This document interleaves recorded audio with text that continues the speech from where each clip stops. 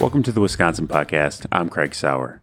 On this podcast, we talk Wisconsin things, everything from media, sports, culture, nature, politics, and more.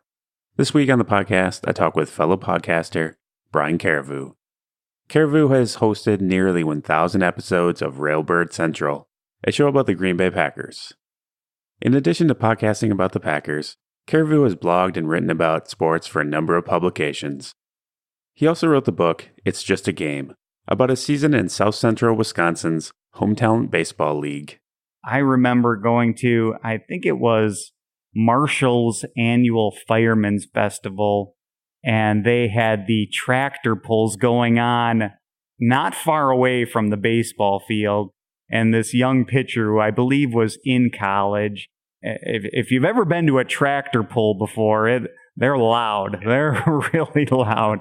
And, all of a sudden he'd get ready to pitch and there would be this loud tractor engine blaring and he just had no clue what was going on. That was emblematic of the Home Talent League, that you could have a tractor pull going on yards away from the baseball field. Recently, Carriveau stepped away from writing about sports to open a restaurant and bar in Madison with his wife Amanda. I stopped by the new place, which they named Bierocks, to chat with Carriveau about the Packers, amateur baseball, and Wisconsin's tavern culture.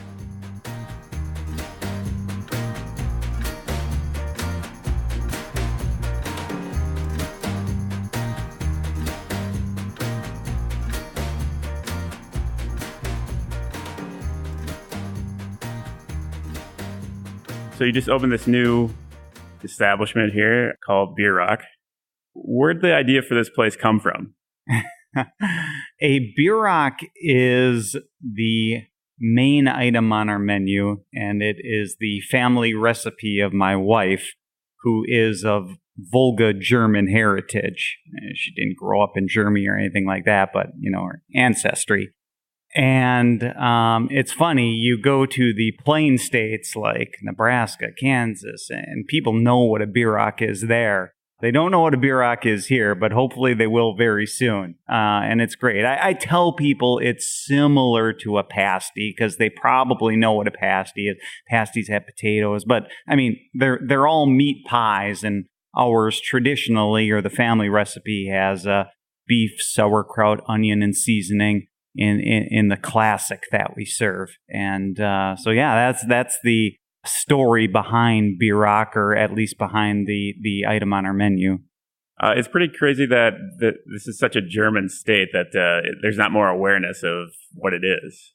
Yeah, I think part of it, and maybe we're getting in the weeds here already, but it is of Volga German heritage, and those were Germans that settled in the Volga River Valley of Russia, and they were persecuted. And that particular group, many of them emigrated to the Plain States back during the Russian Revolution. And I think that's kind of why it's maybe not in Wisconsin, because it was just that particular ethnicity, I guess, that had that recipe of the bierock. But I hope we're going to make it known in Wisconsin. There you go. But why open a bar? Why open a tavern?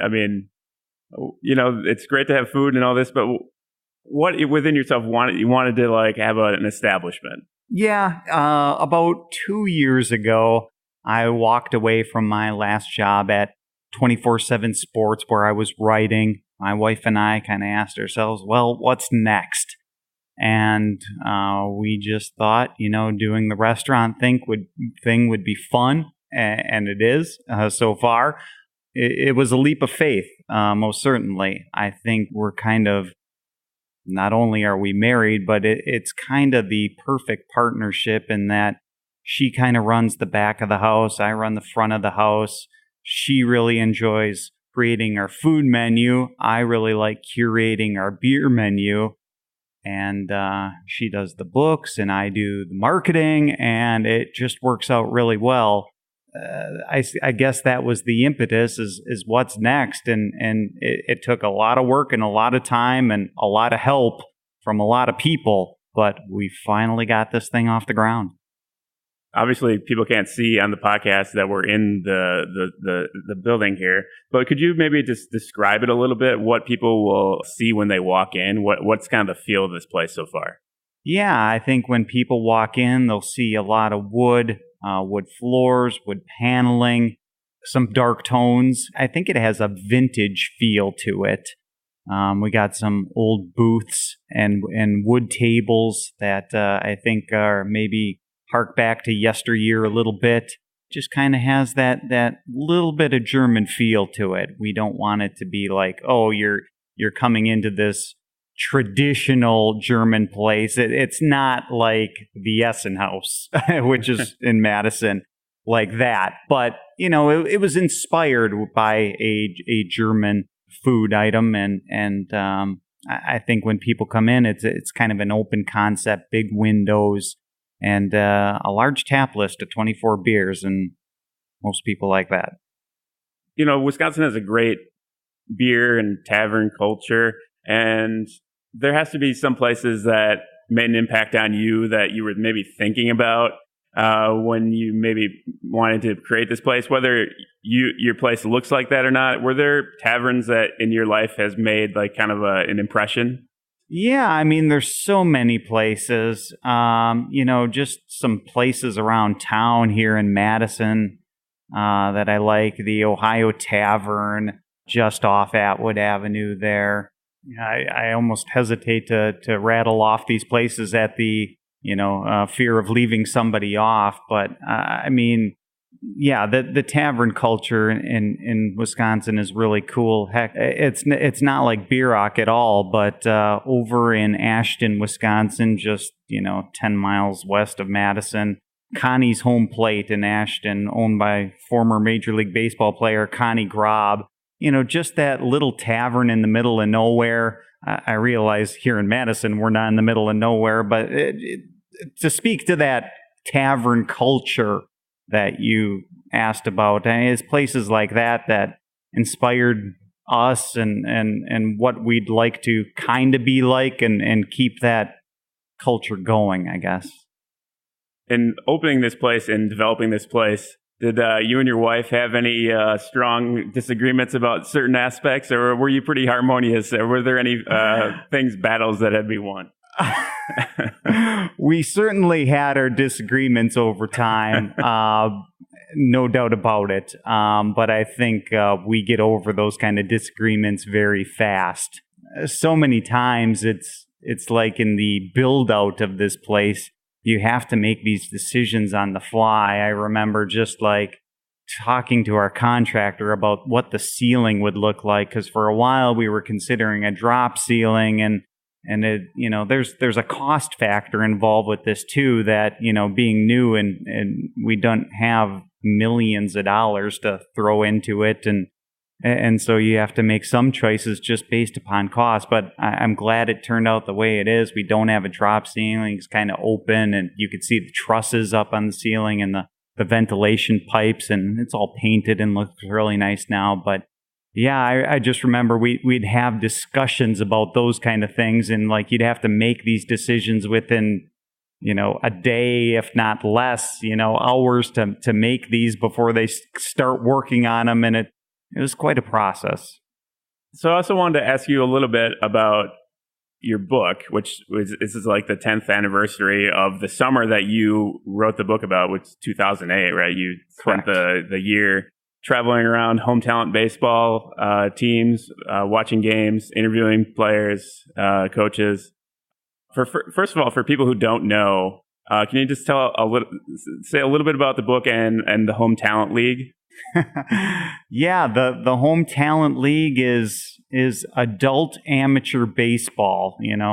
Some people call it town ball. Some people call it semi-pro ball. Not because the players are being paid, but every once in a while there's a guy on a team who was paid to play professional baseball at one time either in the minor leagues or the major leagues. And it just always struck me as something so really kind of pure about the game that still holds true today, even when there's so many other entertainment options out there for other people to spend their time doing. But there's these group of guys in 42 towns, or however big the league is now. It used to be one of the biggest in America.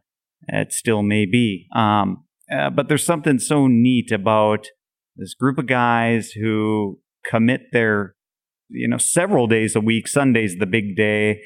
Several days a week practicing and playing these games and taking them seriously for 3 hours. I think people, can put losses and wins behind them real easily in a league like the Hometown League that in the grand scheme of things is not Major League Baseball. But, for workaday people who commit that to their life and are creating friendships out of it and bonds and there's brothers and fathers playing together in the league. There's something that speaks to that to me.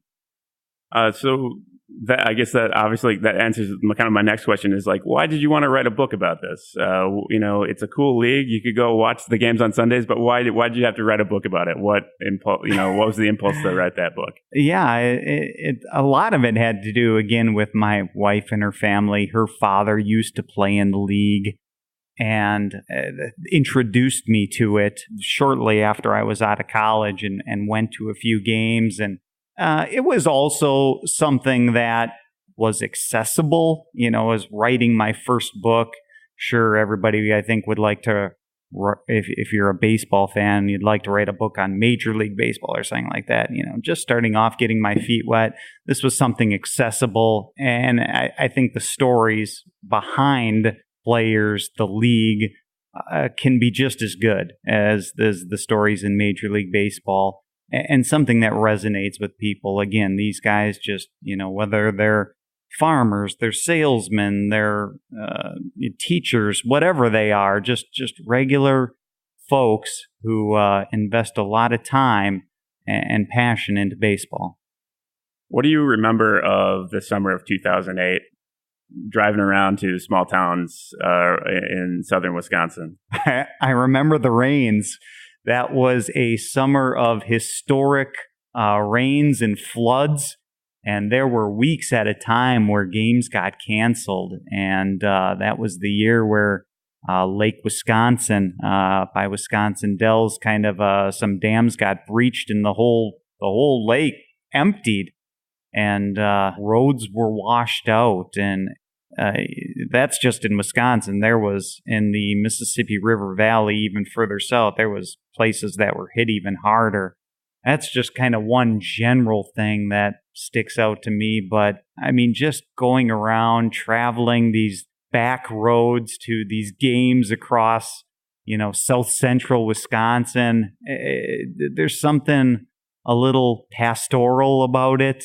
I can remember Pat Riley, the commissioner of the league, telling me it takes a cart and a mule to get to most of these places in the Hometown League. And in some places where it is literally kind of these little crossroads towns like Ashton, like Utica, these unincorporated kind of villages where there's a baseball field and not much else. There's something really neat about it. And some of them, they're surrounded by cornfields or soy fields. And there's that something special about it.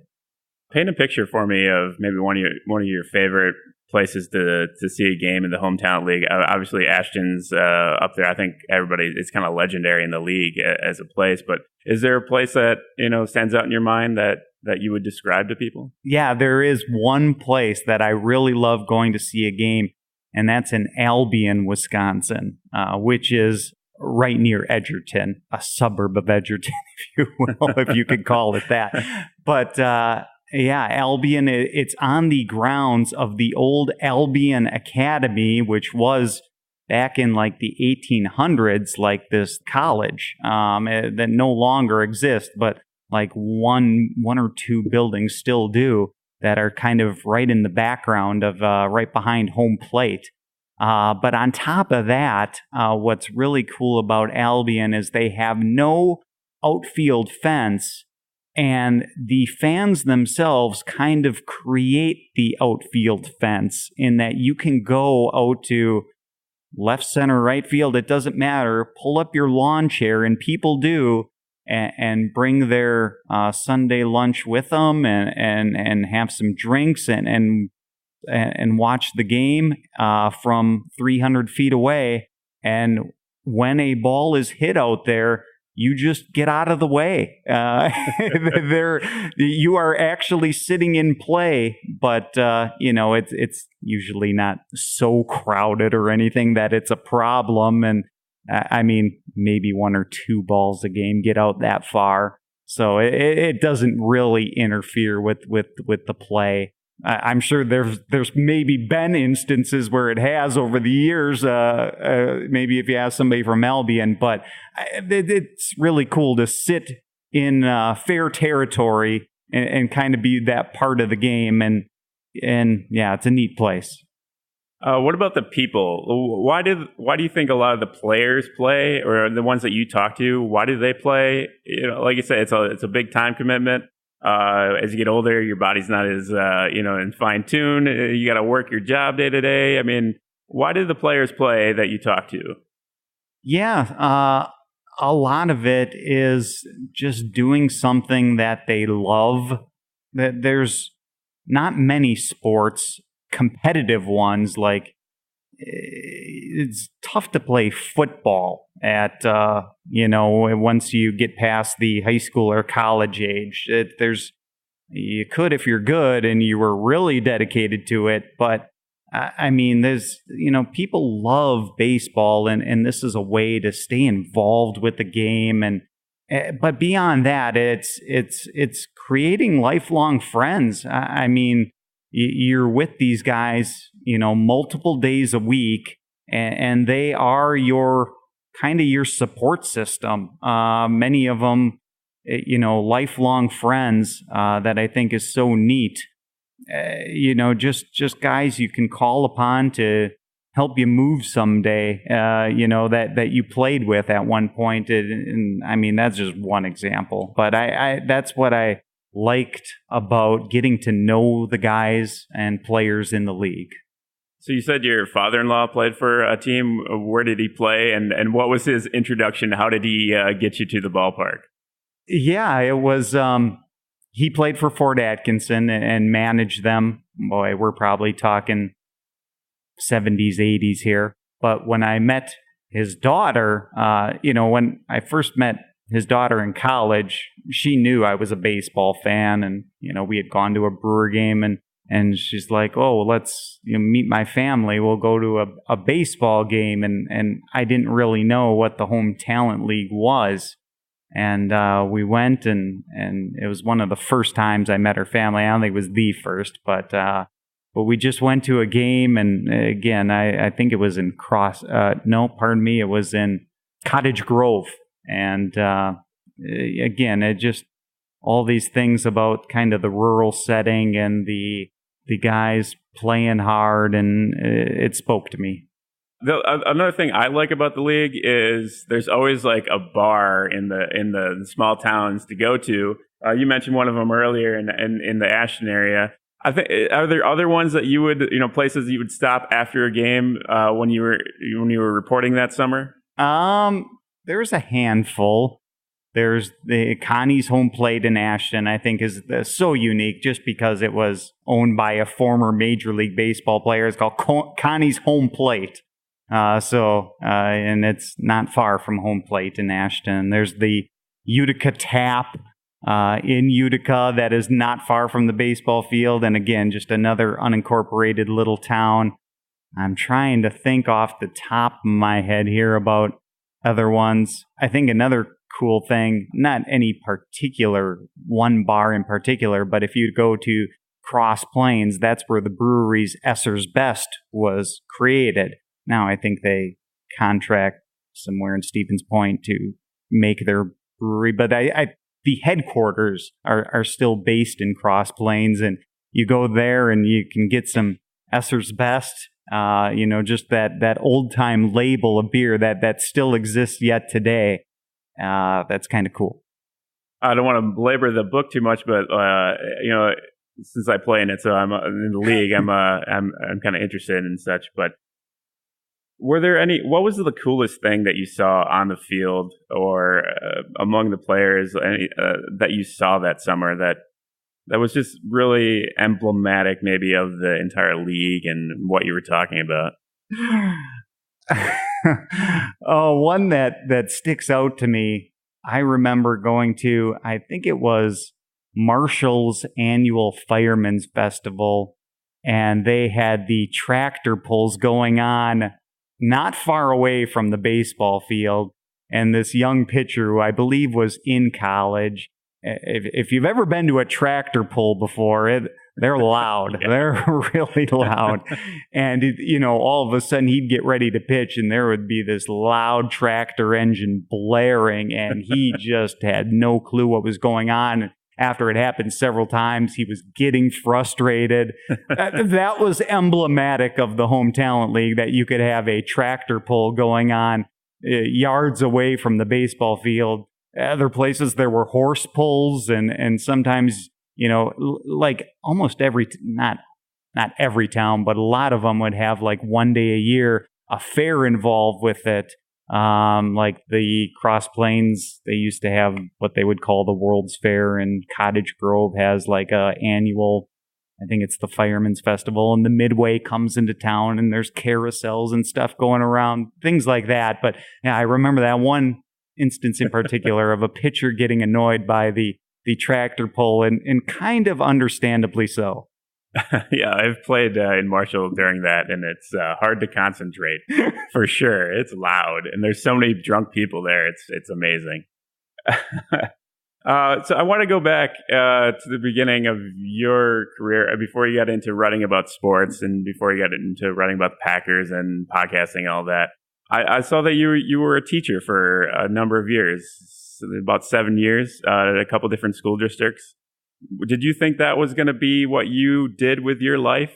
I didn't know. That was my first job out of college. I started substitute teaching, right out of college as like my first job, just to make money, coming out right away. And I was like, well, this isn't bad. And I went back to school and got my master's and got a teaching license over a couple summers.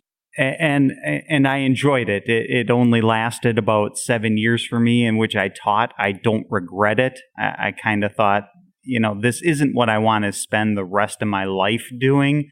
But it was a very eye-opening experience, a very rewarding experience. I got to coach as well, which I enjoyed. I coached track. I coached basketball. And those were fun too. I worked two very polar extremes, in that my first job was at Lena School District, about a half hour north of Green Bay. We're talking graduating classes of 20 kids, probably the entire high school under 100. And then I got laid off and went to Fond du Lac School District, which I know at the time I worked there, it was the biggest high school square footage-wise in the entire state. So it went from one of the smallest schools to one of the biggest schools. Very different extremes there in many regards. Did coaching teach you something about sports, or did you learn something about sports by actively coaching and watching and helping players play something they love that you didn't really understand before? Yeah, I mean, when you're young and you play, I think you have these, visions of coaches just making tactical decisions, and there's so much more that goes into it than just tactical decisions, whether baseball, track, basketball, whatever. That it's a lot of managing kids and really you're becoming a part of their social life and their social development as much as anything. And I think that's the best thing that sports offer is the things like teamwork that they may not necessarily get other places, or how to deal with losing, that, how do you cope with that? Something that sports offers. And those are, things that I guess, became apparent to me over time that when you're young, you think a coach is making tactical decisions, and maybe when you're talking about professional sports, that's a bigger part of it. But yeah, there's a lot more at the middle school, high school level. Later on, you end up writing, sports about Packers and some other, professional teams and things like that. And I'm wondering if the experience of coaching changed the way that you write or think about what a professional athlete is. They're way different. They're completely different things, but at the same time, they're both humans. Yeah. I guess it would say maybe it did and it didn't. I enjoyed writing about professional sports because it's sports being played at the highest level, and you can sit there and analyze decisions made by players and coaches. Did they run the right play?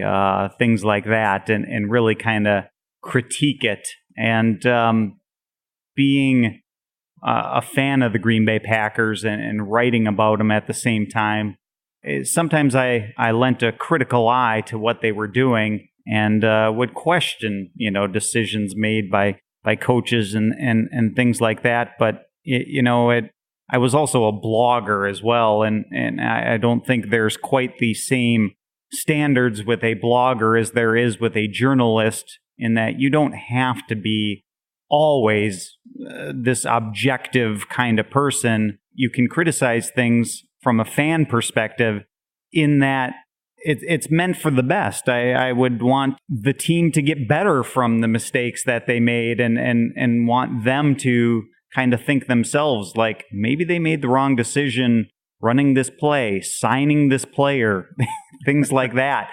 That I think some people, when you criticize, some people kind of think you're just criticizing for the sake of criticism. But sometimes that you want them to improve from that and get better from it. So what led you from teaching to writing about sports? What was that jump? Why did you decide to leave teaching, get into sports? Was it just like, I always wanted to do this and now I'm just going to do it? Or what was the move there? Yeah, talking about my many varied career choices here. They're all very different. And I remember when I got out of teaching, one of the factors that led into that, not the only factor, but I was offered to become the editor of a annual Packers magazine and Brewers at the time as well, Maple Street Press, now defunct, but it was a lot of fun at the time, creating these magazines that went out on newsstands throughout the state of Wisconsin and even beyond. And there was that opportunity, and on top, that wasn't a full-time job creating an annual magazine. It certainly, there was a big time investment, but kind of supplemented that with freelance writing and blogging and things like that. That was a big part of it, having that opportunity to become the editor of a magazine that was not just Packers and Brewers, but they created annuals for all sorts of sports teams throughout the nation, be it baseball, basketball, football, or hockey. So there's quite a big base there. And maybe run down the list of some of the publications or the outlets that you've written for over the few years that you've been doing that. Yeah, there's a lot of them. I spent a lot of time writing for cheeseheadtv.com about the Packers. I freelanced for several publications throughout, most of them in South Central Wisconsin, but the Wisconsin State Journal, I would do some preps for them. The Janesville Gazette. I remember one time when I was blogging for cheeseheadtv.com, I had the opportunity to cover the Super Bowl when the 49ers were in it. I forget the year off the top of my head. And Colin Kaepernick was the quarterback, and this was before the whole Colin Kaepernick controversy. But as the story goes, he grew up in Fond du Lac and later moved away, and I got to write a cover story for the day of the Super Bowl, their Sunday paper, about what could have been had Colin Kaepernick, not moved away from Fond du Lac, and what would have that done to their high school sports program there. And it was a neat exercise to kind of be able to I asked him maybe 2 questions at the Super Bowl. You don't get a chance to have this long, in-depth conversation. But in a press conference, I was able to ask him a few and about his time growing up. It was neat. Writing about sports, everybody thinks that's like the funnest thing in the world. It's like easy, it's fun work. It's it's not hard or whatever. Like I could do that kind of thing. Did it take you a while to kind of figure out how to do it, or to figure out how to write about the strategy of sports? I guess growing up around sports, I knew basics about strategy. Certainly, you try to educate yourself over time in terms of more in-depth things. I played at the high school level. I didn't really play beyond that. So, I mean, you certainly, there's people who know more than me who played college football or pro football, and you try to educate yourself over time, certainly. One of the biggest eye-openers to me is it was tough to be a fan and be a writer at the same time. I certainly did it and enjoyed it, but there's also something about being obligated to write about the Green Bay Packers, for example, during a game, and you are sitting there and you are working and you are kind of blogging during the game. Maybe it's just you're writing on Twitter. You're not writing a story during the game, but you got to be sober and you have to watch it critically. And, there's something to be said about just being a fan and enjoying it and having a beer while watching a game. That is certainly very enjoyable, but you kind of sacrifice those things when you're being paid to write about it. That was difficult to reconcile at some points, where you can't attend games with friends or family because you are covering a game instead. All sorts of aspects like that, the little drawbacks to writing about sports. There's a lot of rewarding things about it too, including writing brought me a lot of joy when I know I wrote a good article and a lot of people read it and commented on it and all that. But there's definitely more than meets the eye when you choose to write about sports. A lot of things that factor into that decision. Well, and especially writing about the Green Bay Packers. The fan base, as we all know, is one of the most interested fan bases maybe in their team than maybe any team across the country. You can make that argument. So what's it like to deal with the fans? I mean, you're a fan, and now you're kind of like the guy that everybody responds to or will critique himself. What's it like writing for Packer fans? There's a wide range of Packer fans. There's the group that is always go Pack go. The Pack can't do any wrong. They're going to go 16-0. Ask fans to make a season prediction, and so many will be like 16-0. They can't even imagine the Packers losing. And then there's another segment that is all doom and gloom. Fire him. You see those extremes because they're vocal about it. I think they're in the minority, and there's a lot of fans who just enjoy the game and can take both losing and winning in stride. It is a very passionate fan base because of the fact that they're locally owned, and there's so much tradition dating back to Curly Lambeau and Vince Lombardi. You see them selling out road games everywhere, and that shows you how much passion there is nationwide and worldwide about the Packers. But yeah, interesting and fun fan base. I also think being a blogger or being somebody that Packer fans are listening to, there has to be a sense of you've probably met a lot of people doing this work. Met a lot of fans, and there's a whole community. I'm sure that's around the team that you've had access to in a way that you wouldn't had you not been a writer. Yeah, I've made a lot of good relationships, especially with bloggers.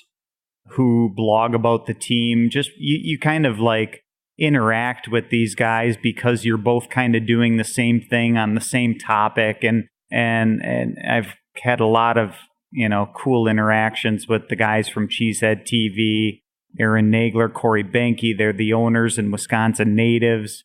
Alex Talich used to be a Packers blogger. There's so many. I would leave hundreds out. People I've met.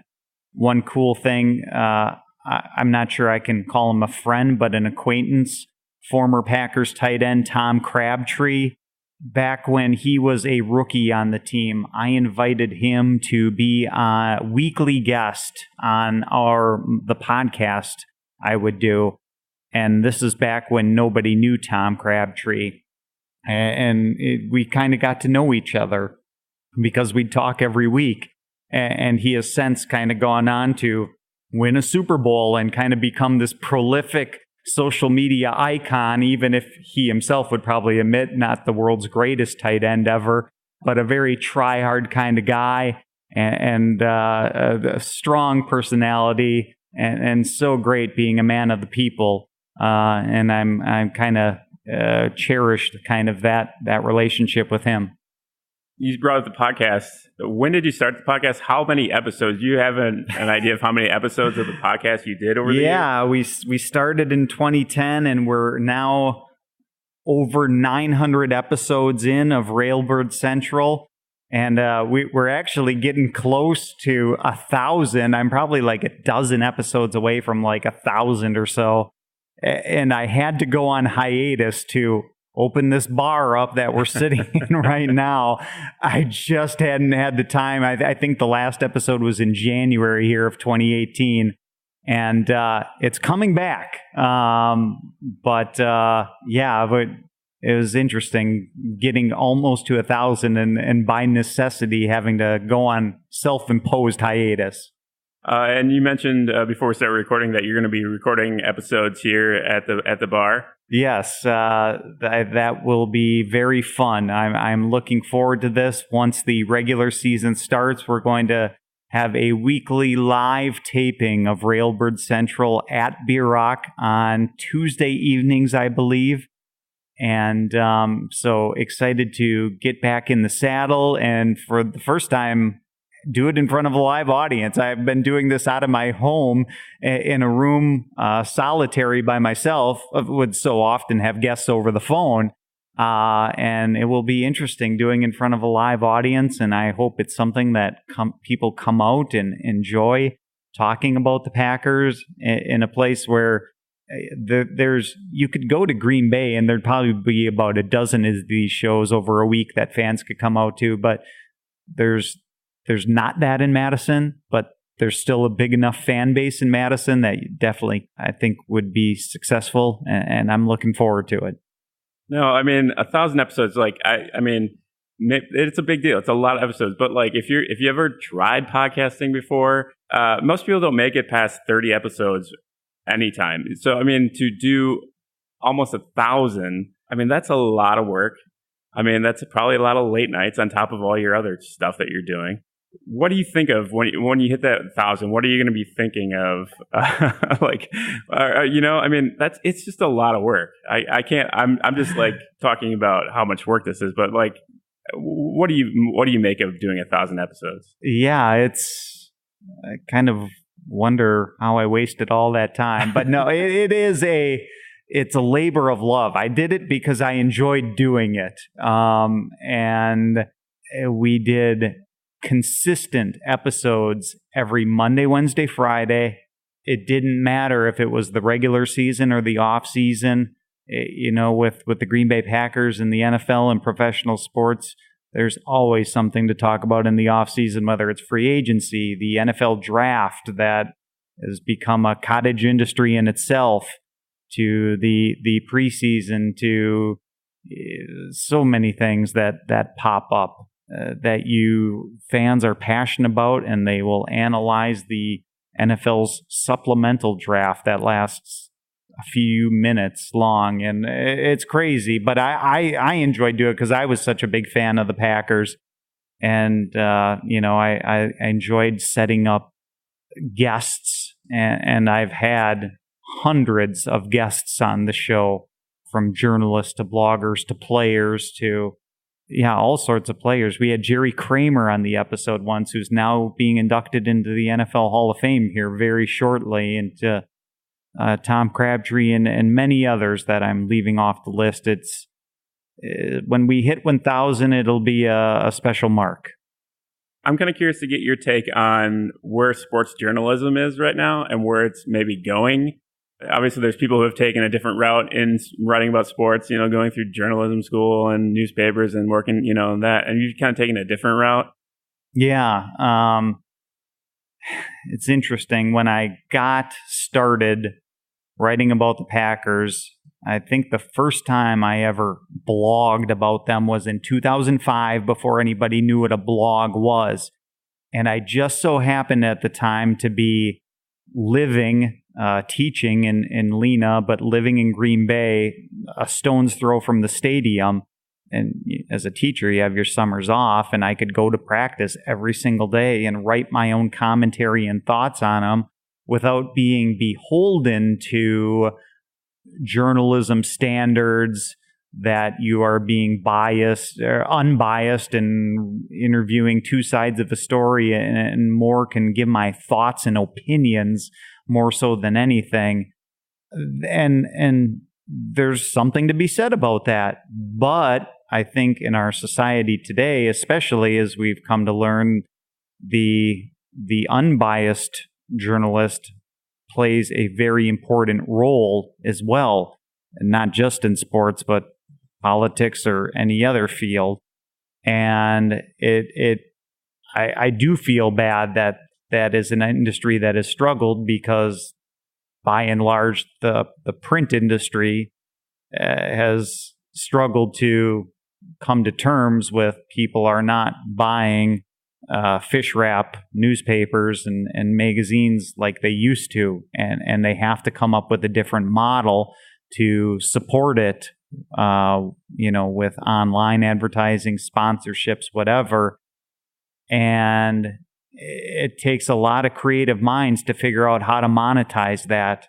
I think it is necessary for the general populace to support journalistic enterprises as part of our democratic society that are struggling, but serve a necessary function. Are there writers that you or bloggers that you look up to that you're like, you read everything they do pretty much, that you're like, this guy's got it or this gal's got it? There's a few writers out there. I treated so long writing about the Packers like a job that pro football felt like a job to me, and college football was like my diversion. I could just enjoy it as a fan. And every week, Pat Forty of Yahoo Sports writes a column called The 40-Yard Dash that I just absolutely adore and read it weekly, passionately. Look forward to it. Bruce Feldman of now The Athletic, one of those new age journalistic enterprises. He's such a fantastic college football writer. Those two guys are two of my favorites that I look up to. As an author, I really enjoyed the writing of John Feinstein, who wrote A Good Walk Spoiled, about golf, about a Civil War, about Army-Navy football, who wrote The Last Amateurs, about Patriot League college basketball. And I really enjoyed his books. And I actually, when I had the opportunity to cover a Super Bowl, I saw him there and met him and got to say how much his writing meant to me and how much of it was an inspiration to me, just as I had published my own book. And that was a really cool experience. But yeah, those are some of the guys who influenced me. So now that you got this bar here, it's probably going to take some of your time. How much writing and podcasting do you plan on doing, or what do you want to be doing now that you've got this establishment here? Not much. I think doing the weekly Packers podcast will be my creative outlet. I don't foresee myself doing any writing anytime soon. I kind of do writing in that I maintain our own website for the business and do a little bit of writing and things there that were very similar to blogging. It's more marketing now. And that's taking up my time. It's not that I didn't enjoy being a sports writer and I would leave the door to doing it again. But yeah, for now, it's more so running the business with this one opportunity on a weekly basis to talk Packers and have fun with that. You mentioned earlier you've had a few moments in your life where you're wondering what's next. You're making a career change, going from teaching to writing. Now you get a bar. Have you always been a person that's been what's next, or get bored with things? Or not everybody is cut out for making big jumps like that. Those are teaching, writing, opening a bar. That's a lot of different things. It is very varied professions, and I guess I never really looked that far into the future. Like I said, I enjoyed teaching for what it was. I didn't think it was what I wanted to spend the rest of my life doing, so I had to find something else, and then I was writing for quite a while, and then stepped away from that to become my own boss along with my wife. And this has been a rewarding and eye-opening and a lifestyle change and all sorts of things. Yeah, I'm hoping this is now what I do with the rest of my life. Maybe someday we can hire managers instead of having to do the managing myself, but that is far down the road. I'm enjoying managing a business right now, and just enjoying being in the moment right now. So you would really like to be that gray-haired guy at the running behind the bar, slinging beers? Is that really what you want to do when you're 60 or 70? Like I said, maybe by that age we can. You're just drinking the beers. Yeah, I'm more so the figurehead at that point. Maybe not that I certainly wouldn't mind bartending here and there, but it's a lot of fun talking to the customers that come in and having those conversations and making drinks right now and pouring them beers and there's something rewarding about that too, and knowing that people are coming here for an experience and hopefully a good one. I've never met your wife, but I think I feel like you should tell me a little bit about your wife, how you met her and how she's kind of dealt with all these career changes and been a part of the what's next conversation a few times. Yeah, met her in college at the University of Wisconsin-Madison while we were both students, and that's how we met. Met at a bar, met at the now defunct pub on State Street. Whiskey Jack's now or something. It was an institution for quite a while. But anyway, bless her, she is currently basically doing two full-time jobs to make this bar work. She, during the day, has a regular weekday 9 to 5 type of job as a data analyst for the American Red Cross. And in her evenings, stops working there at about 5 p.m. or so and comes over here and basically puts in another full day. And it's for us to survive, it's a necessary kind of thing right now that it's allowing me to manage the business full time kind of during the regular working hours.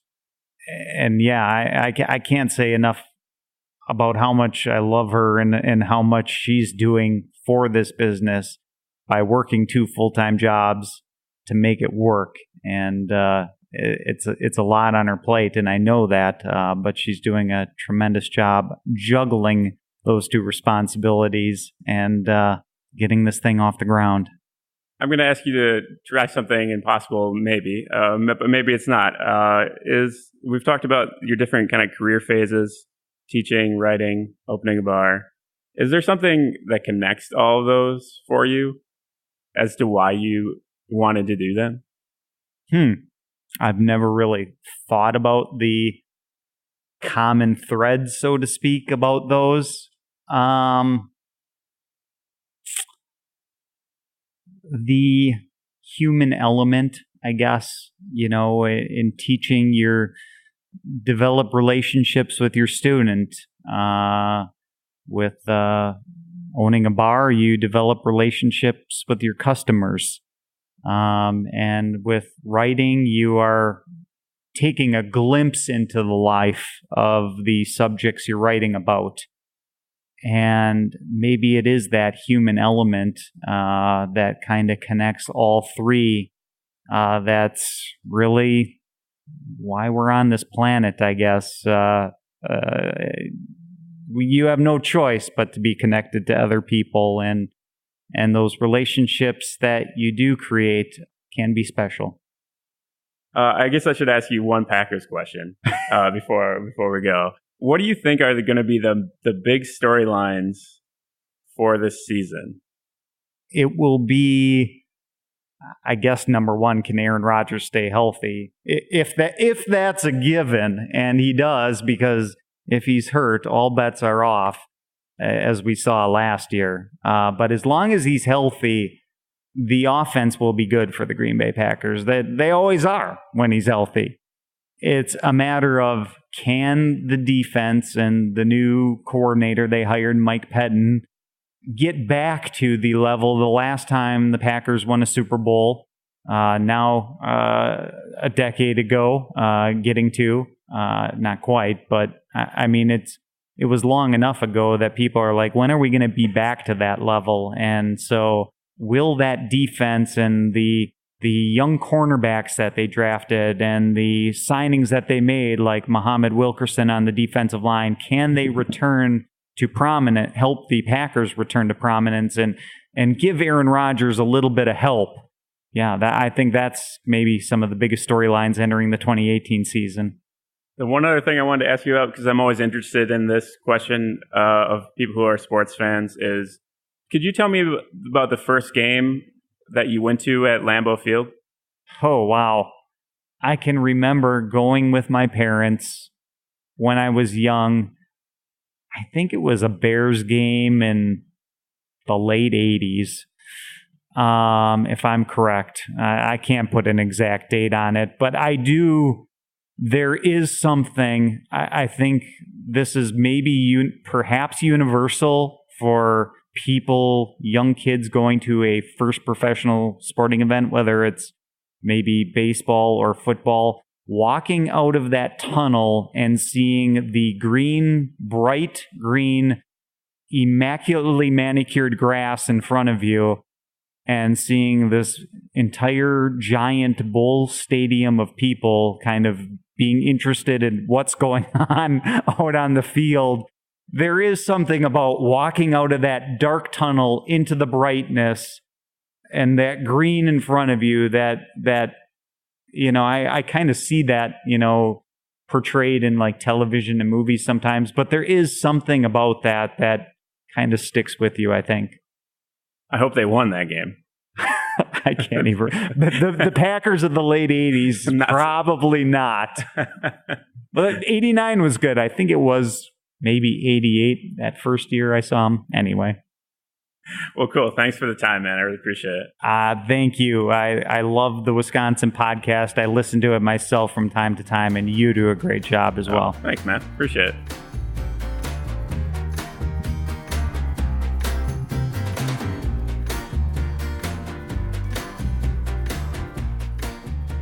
Thanks to Brian. It was nice to meet him after reading and listening to him for a number of years. If you're interested, Beer Rock will be holding a Packer Fest event Saturday, August 25th. Stop by, have a beer. Make sure to subscribe to the Wisconsin Podcast on iTunes, Stitcher, or Google Play.